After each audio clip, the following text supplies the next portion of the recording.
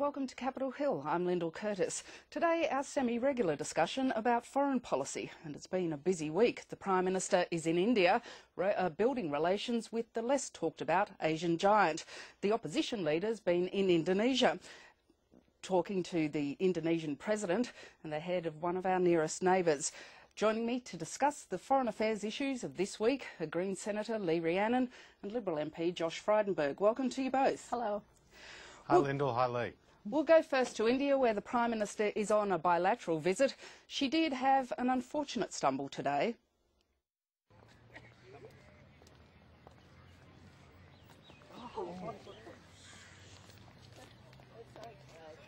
But has her diplomacy been more sure-footed? She's engaged in some soft diplomacy. There's a series of cultural events going on called Ozfest, and she gave cricketer Sachin Tendulkar an Order of Australia. But there's also the more important bilateral relationship, and she's taken over Australia's willingness to export uranium to India. She's also put India in the top ranks of Australia's diplomatic relations. So India is at the forefront of our thinking and the forefront of our relationships in the world.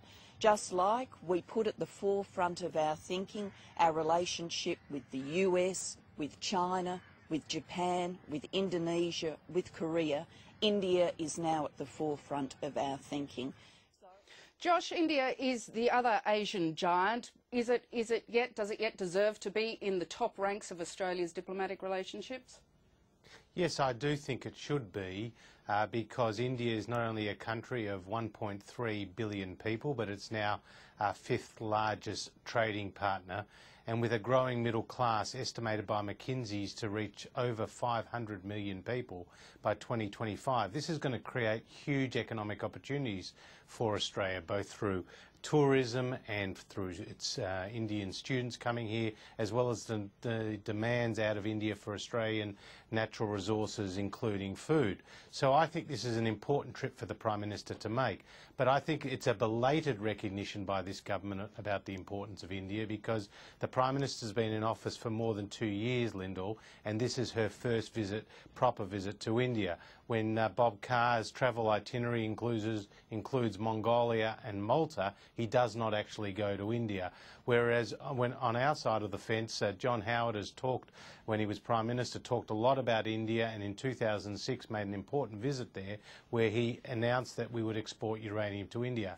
If you remember, that was abandoned, that commitment, by Kevin Rudd and subsequently by Julia Gillard, and now we've had a belated reversal of that role. So I think this government's been very late to the game when it comes to India. We'll talk about uranium in a second, but Lee, given that India is a democracy, it's the other Asian giant, is it worthwhile increasing the sort of input, the diplomatic relationship, the economic relationship we have with India? Oh yes, Australia has a great deal of work here, and the Prime Minister's trip is very welcome, because Australia has been slow to adjust to the Asian century.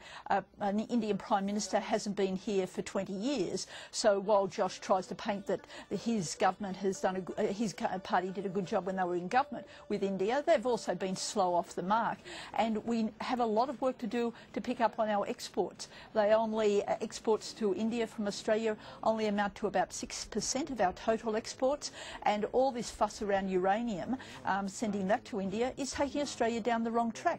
The growth is in renewables in India. That's where they're starting to increase their energy, sourcing more of their energy from, not from uranium. Are you confident that the safeguards can be put in place that would allow uranium sold to India to only be used for peaceful purposes? Oh, not at all.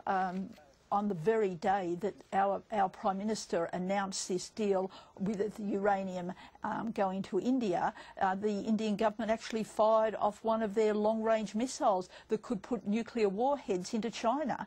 And this is really fueling a nuclear arms race in the subcontinent. Josh, as you said, the Howard government was ready to export uranium to India. Joe Hockey said today that a coalition government would be ready to sell to anyone who is ready to buy, but presumably there are countries you wouldn't want to export uranium to, and the safeguards you can get in the countries you do export to are paramount. Yes, safeguards are important, but Australia adopted under this Labor government a nonsensical position because we are one of 44 countries in the nuclear suppliers group and we export uranium to countries including China and Russia. But we wouldn't export it to India when we know that they were going to use it for civilian purposes, a clean form of energy being nuclear energy for civilian purposes. So understandably the Indians didn't like that decision and they couldn't understand the duplicity in our position. So while Lee is happy to say there was no Indian Prime Minister for 26 years, which is true, an Indian Prime Minister was going to come to Australia, to Choggum in Perth last year, but decided to snub us because the Gillard government had at that stage not reversed its opposition to selling uranium to India. If we could go to the question of soft diplomacy, I mentioned at the top of the program that the Prime Minister had given cricketer Sachin Tendulkar an Order of Australia. Josh, what's the value of that soft diplomacy, of giving an award like that, of doing the sort of cultural events that are involved in what's called Ozfest? Look, soft diplomacy was actually termed by, or soft power was termed by Joseph Nye, a professor at Harvard, and it is a very real element in diplomatic relations between two countries. And I think cricket is an important link between Australia and India. So I would welcome the recognition of Sachin Tendulkar with this honour, and not forgetting that Brian Lara from the West Indies in 2009 also received such an award. So I think it's an important element of our relationship sport, and I think that this honour is very much consistent with that. Lee, does this sort of soft diplomacy, soft power help buy you a few brownie points when you're seeking to build a relationship with another country?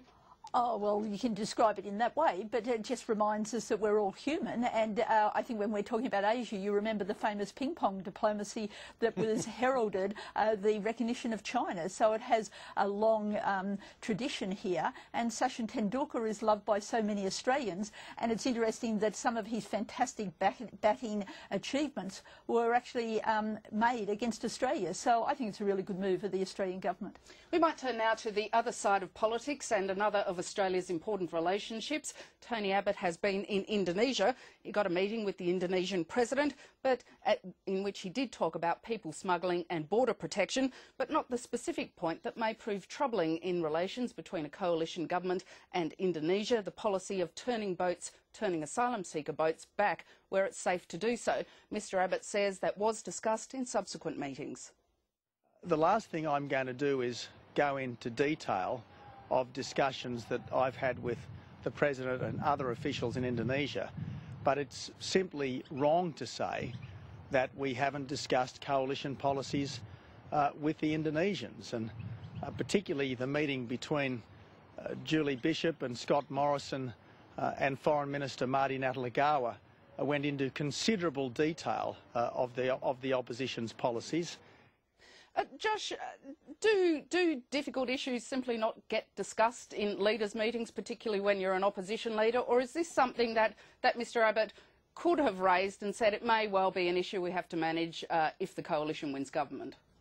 Look, Lyndall, this is a furphy put up by the Labor Party. The truth is border protection is a difficult issue and it was raised at the leader level. And the fact that Tony Abbott went to Jakarta and got a meeting with the President is very significant.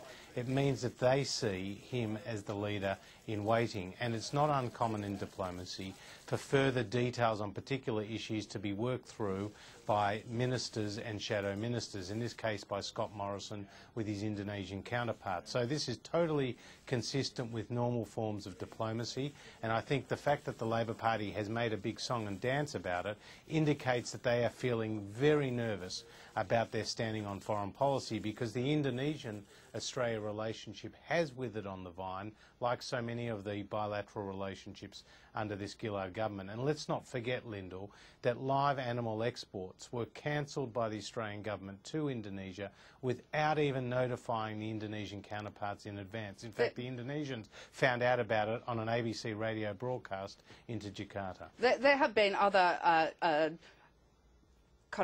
pitfalls in the relationship with Indonesia before Lee. One of those, of course, was East Timor for a long period of time over successive governments. Is there does the fact that an opposition leader can go to Indonesia and get a meeting with the Indonesian president show that relations are in fact good and Indonesia counts Australia as a friend? Oh yes, I think it shows that, but I think that Josh is certainly reading too much into it, and he also should be more forthcoming here.